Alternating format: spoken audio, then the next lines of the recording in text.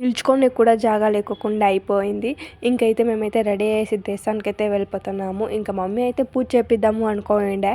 ఇంకనేసి ఇంకైతే మమ్మీ అయితే పూజ అయితే చేపిస్తా ఉంది గంగమ్మకి. ఇంకా అక్కడే కొంచెం ప్రసాదం అయితే తినేసి ఇంకా వాపస్ అయితే మనం వచ్చిన మెయిన్ ఇంపార్టెంట్ దగ్గరికైతే వెళ్తున్నాము.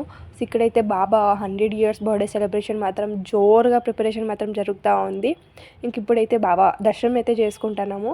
ఇదైతే గుడి, సో మందిరము అంటే నేను కొన్ని క్లిప్స్ వేసినాను. But photos and videos not allow కాబట్టి కొంచెమే తీసినాను.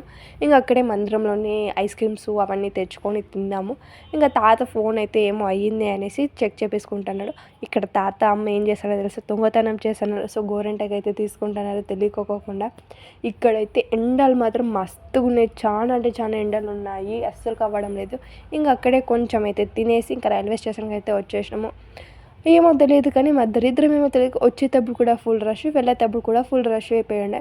ఇంకా అక్కడి నుంచి వచ్చినానో లేదో తెలియదు కానీ ఫుల్ ఆకలి అయితే ఉండే అనేసి ఇంకా నా ఫేవరెట్ అక్కడి నుంచి తెచ్చుకోండి బన్స్ అయితే తింటాను. ఎప్పుడు వెళ్ళినా కూడా నేనైతే తెచ్చుకొని తింటాను. And thank you so much for watching this video.